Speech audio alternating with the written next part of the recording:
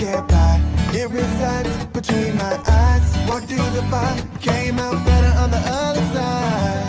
See, life's like a beach if you find the sand. And right now, I feel like 100 grand.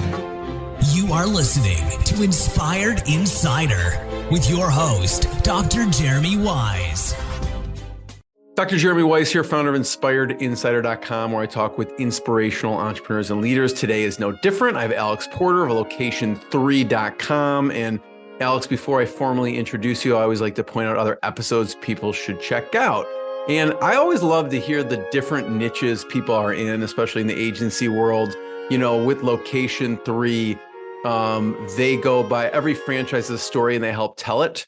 And we'll go into the details on that. But you know, I had Duncan Allen of Firebelly Marketing. He focuses on food and beverage companies. I have, you know, Todd Taskey, who actually helps match agencies with private equities. He does M&A stuff, but only with agencies matching with private equity. So I love to hear the different niches people are in. And so we'll dig deeper into that. Check out more episodes on the podcast. And this episode is brought to you by Rise25. Rise25, we help businesses give to and connect to their Dream 100 relationships and partnerships. And how do we do that? We actually help you run your podcast. We are an easy button for a company to launch and run their podcast. We do strategy, accountability, and full execution production for a podcast. We call ourselves like the magic elves that work in the background to make everything happen. You know, for me, Alex, the number one thing in my life is relationships. I'm always looking at ways to give to my best relationships. And I found no better way to do that than to profile the people and companies I most admire and profile and share with the world what they're working on. So if you've thought about podcasting, you should. If you have questions, you can go to rise25.com and learn more. And I'm excited to introduce Alex Porter. He's CEO of Location3. They're a preferred digital partner of multi-location brands and franchise systems. They've been delivering enterprise strategy with local activation all the way back to 1999. And they have over 80 team members, over $60 million in annual media billings. They support over 50,000 franchisees and business locations. And like I was saying, their message is every franchise is a story and they help tell it. So Alex, thanks for joining me. Thanks for having me. I appreciate being on. I've actually been on Todd's podcast. You have? His Okay. Second Bite podcast. Yeah. So love the Second Bite podcast. right? We help Todd, and Todd's awesome. Talk about Location3 and what you do. Yeah. So Location3, like you mentioned, we've been around since the early days of the internet and have gone through various iterations over those years. But about 5 years ago, we really decided to focus on the franchise space. And we operate in two different entities. The Location3 side is your traditional digital agency, really focused on data and analytics and national media programs and closed loop reporting and things of that nature, working with CMOs of big franchise brands.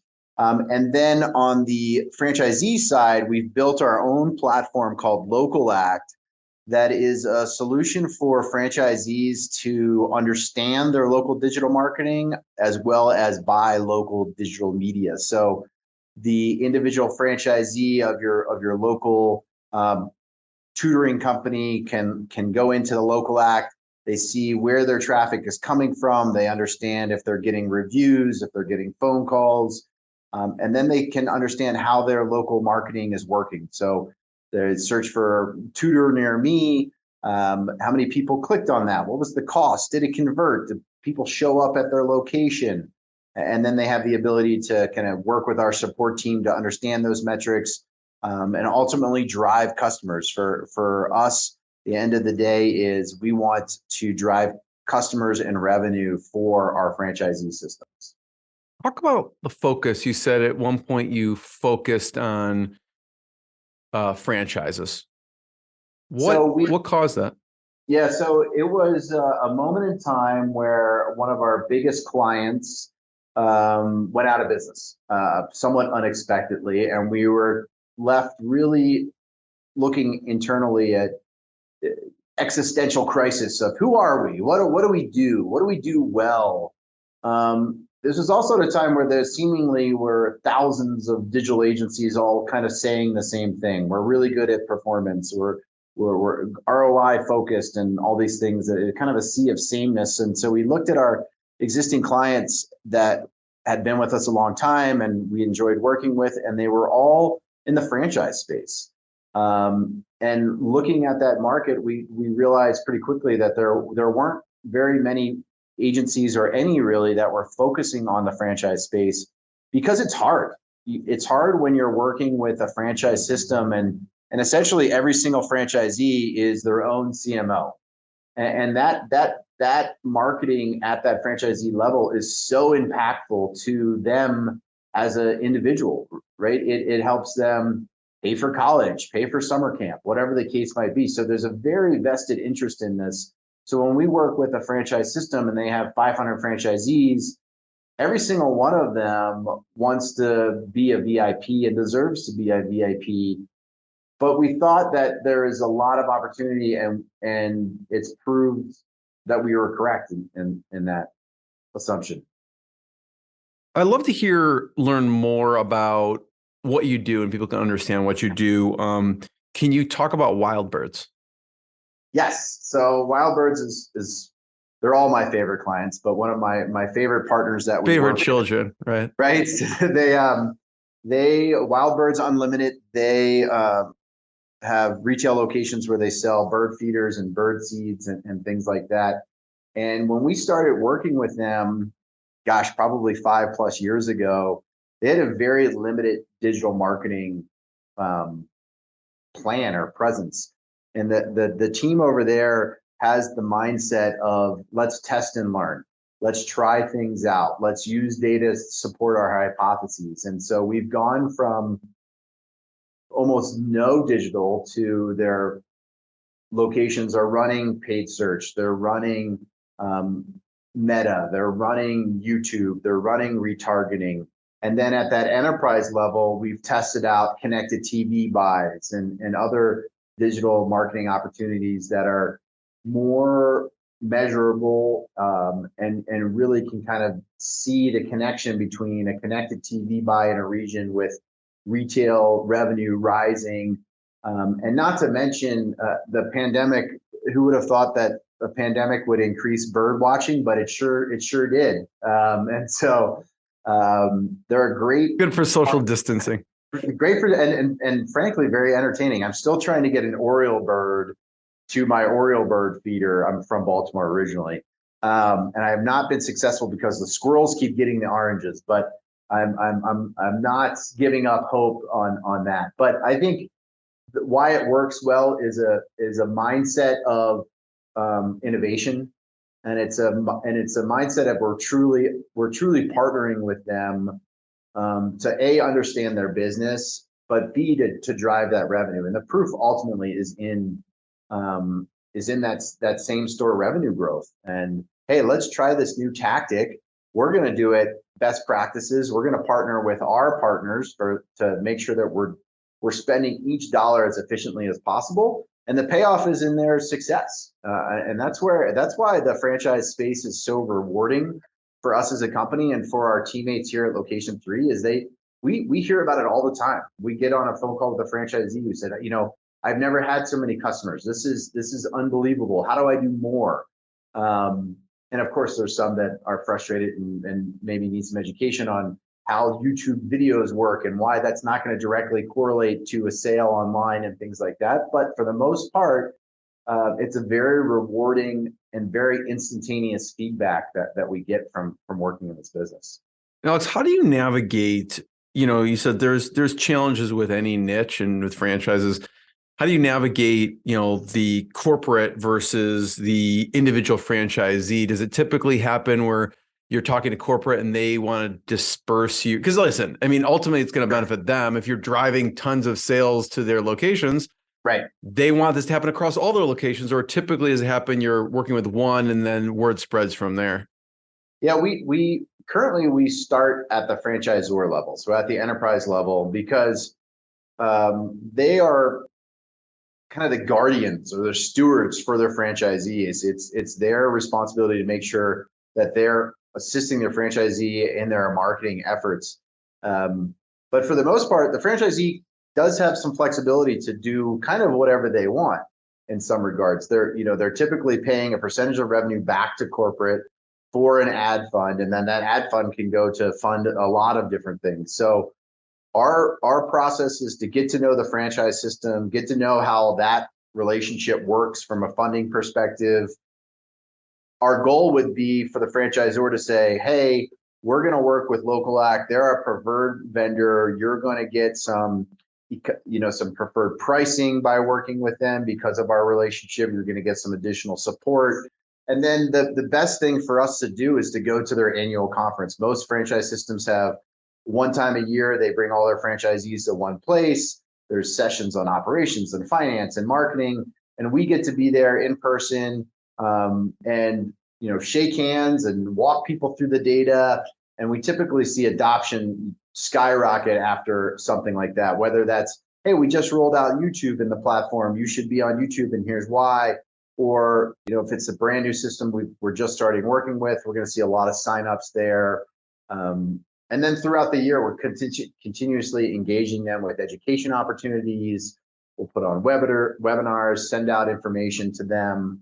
And it's really a very much an ongoing process, because the digital marketing world changes so frequently, right? Like, okay, cookies are going away. What does that mean? How do we explain to a franchisee how the marketing technology landscape is changing in a way that makes them feel comfortable with their digital marketing results? It's overly complex. Alex, I want to talk about the decision to create your own platform. That's not an easy decision. It's time and energy consuming. Before I get to that, I would love to know, how'd you get into this agency world? Because you started off in kinesiology, really. So I don't know what you were planning on doing then. What was your idea then? Sure. And how'd you land an agency? So a long time ago, I moved out to Colorado from Maryland because I wanted to snowboard for a winter. And along the way, I ran into a college associate of mine who told me the internet was going to be big and I should come work with him. I was on the cusp of going back for a PhD in sports psychology and become a sports psychologist, is what I was thinking of doing at the time. And the appeal of kind of a one-person company and getting in very early on something was exciting. And I'm sometimes I look back and say, what would have happened if I gone the other way? Because now everyone has a sports psychologist. Back 25 years ago, no one had it. But maybe when I retire, I'll go back and get that and have that as my second act of my career. But I use a lot of the sports psychology things all the time. It's about, peak performance and mental training and getting the most out of yourself and others. And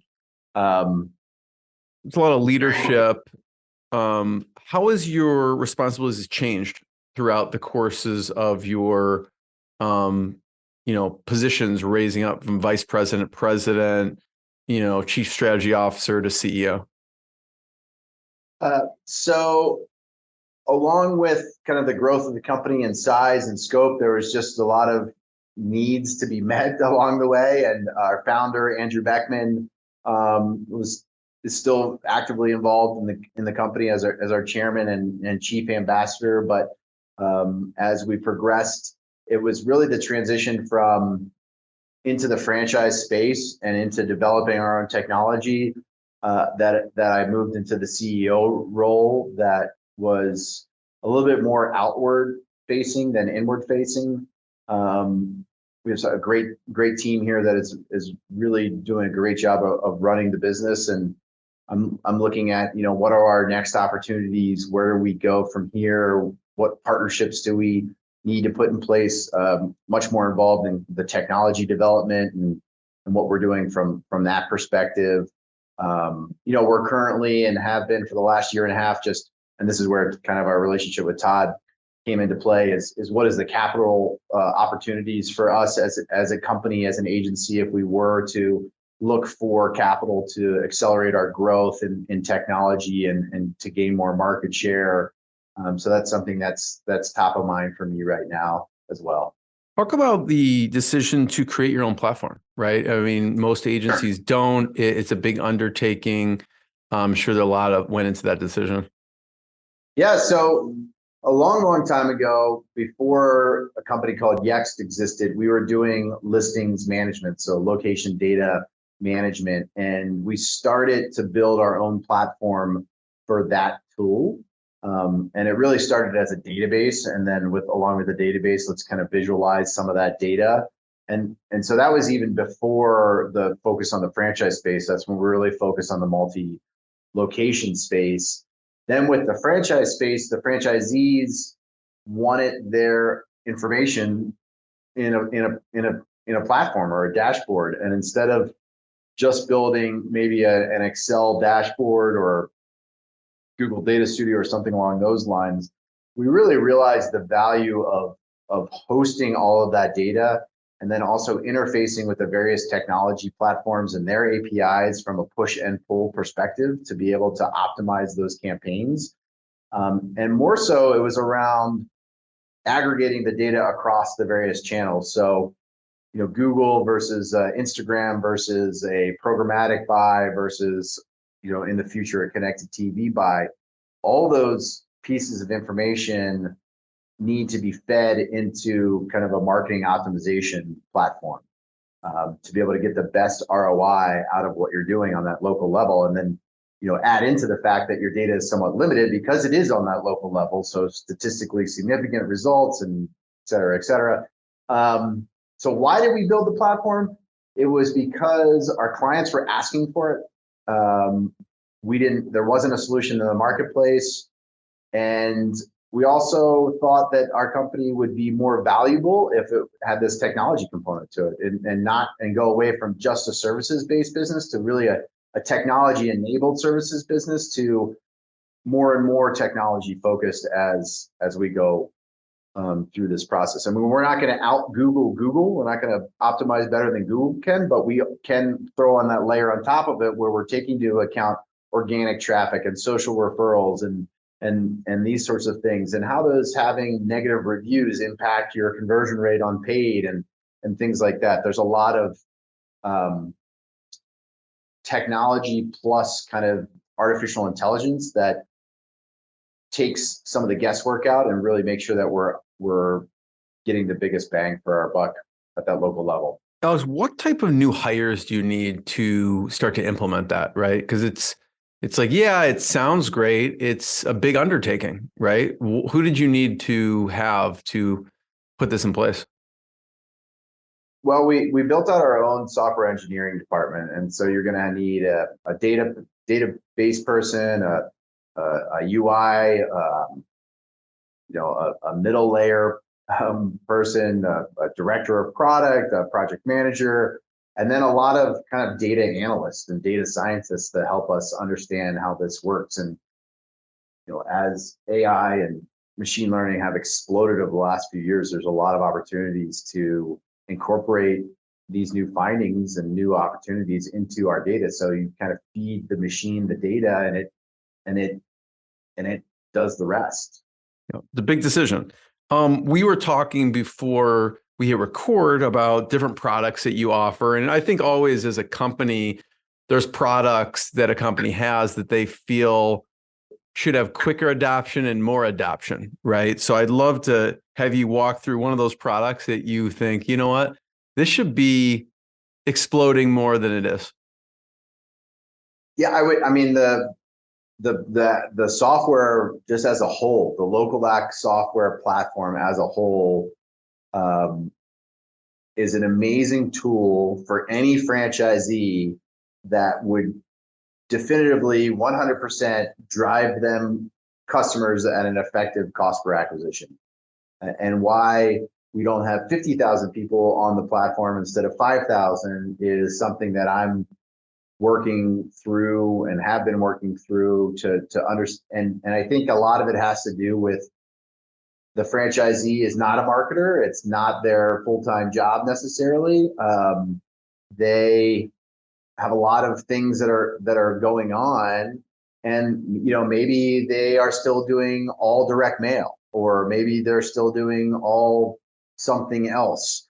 Can they use it as like a self-serve model? for themselves? Yes. Yeah, Yeah. they can. I mean, it's 80%. I mean, we still kind of make the sausage in the back end, but for the setup and things like that, they do it all themselves. And even we'll go back to, like, let's say Wild Birds Unlimited. Like, let's say we have 95% of their locations in the platform. Still, that 5% that aren't there still is like a head scratcher to me. But more frequently, we'll have 400 locations out of 1,000 location platform. And so where are the 600 others? What are they doing? So to really go to this next level of growth is really trying to unlock the roadblocks that might exist for the adoption of this platform. Because It's really interesting. Have you had other people approach you, like other types of businesses, want to use it?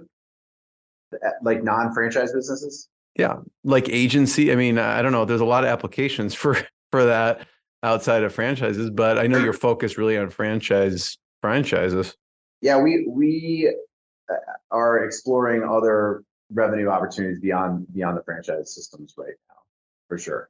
Yeah, it's really interesting. But I guess one of the things you're thinking about is how do you eliminate any obstacles for people to be using it? How do you think about like increasing growth in general for this product or any? Right. Is it the obstacles for using it, or is it a lack of understanding, or is it a lack of trust in it because you don't tangibly touch it and see it? The Who knows, or I don't know. For right now, it's like you put $1 in and you get, let's call it $8 out. You would think that anyone would want to do that all day, every day. So that's a challenge that we're trying to solve for right now. But we're basically at the end of the day, we're kind of reselling the leading digital marketing platforms that exist right now. So it's not like we're selling something that is unproven. Yeah. So it's, we've had steady growth and steady adoption of the platform. It might be a generational thing. A lot of franchises are maybe on the older end of the spectrum, and as the next generation takes over, it'll be more adopted. But that's the unlocking the growth is probably priority number one for us right now. Yeah, love it. I know, for you, one of the main things you're thinking about is growth in general. And you mentioned the outside capital. How are you thinking about growing? What are the different channels that you think about growing? And one of them obviously being outside capital. Yes, I would say right now is the possibility of potentially doing some acquisitions of companies that are maybe similar to us but don't have the technology platform. Some other technology platforms that would bolt into our platform very seamlessly, and those would probably be the two main channels, other than investing more in sales and marketing and getting more brands and getting more touch points with senior leaders at the bigger, maybe the top 300 franchise systems. Because I only say that because that's, if you engage with a 500 location franchise system, it's much easier to get 200 of those locations than if you engage with a 100 location system and you get 10. Right. So there's just those economies of scale that are more available. Who's an ideal client for you? Is there a certain location size that makes sense? Right now we're focused on any franchise system that has more than 50 locations. And I use that 50 number because typically around that time is when that franchise system kind of levels up from whether their management team or their technology investment or their ad fund kind of matures. But we do really, really well with franchise systems that have high customer lifetime value. Whether that's elderly care or early childhood care or learning and things like that. Those have definitely been a sweet spot for us over the past few years. As of late, I mean, recruitment is always top of mind for companies, hiring, especially with what you do. I mean, they're probably constantly hiring. I know I'd love to hear, how do you handle digital recruitment? Yeah, so this is definitely a pandemic-born idea where everyone was having problems hiring, and our clients, we were hearing it over and over on our discussions with the client. What keeps you up at night? Well, I would love to get more customers, but I don't have anybody to service the customers. And we thought to ourselves, well, we already have these hyper-local campaigns set up for B2C. Let's go ahead and do this for recruiting. So we built out some great campaigns across search and social and retargeting. And essentially the idea was, let's reach these people directly instead of maybe relying on an Indeed or something like that, which was pretty expensive, and you would get a resume, but that same resume would go to 50 of your competitors. Let's go and try this one-to-one connection. And if you're a senior care facility and you need qualified nurses, like, let's go out and try to find them directly. And so that the cost per recruit was significantly lower. And the volume wasn't tremendous, but it didn't have to be, right? If we could fill a couple of open positions a month or a quarter at a fraction of the cost, and get that relationship directly, it was really successful. So it was a creative solution to a client's problem that we had already kind of 60% done. We just needed to switch the targeting of our marketing. It proved to be really valuable for our clients. Alex, I just want to be the first one to thank you. Thanks for sharing the journey. Thanks for sharing. It's really remarkable what you do at Location3, with all the team members and all the, locations that you serve, over 50,000. So I want to encourage people to check out location3.com to learn more episodes of the podcast. And Alex, I really appreciate you. Thanks, everyone. Thank you. What I got, you can't buy. It resides between my eyes. Walked through the fire, came out better on the other side. See, life's like a beach if you find the sailing right now. I'm feeling like 100 grand.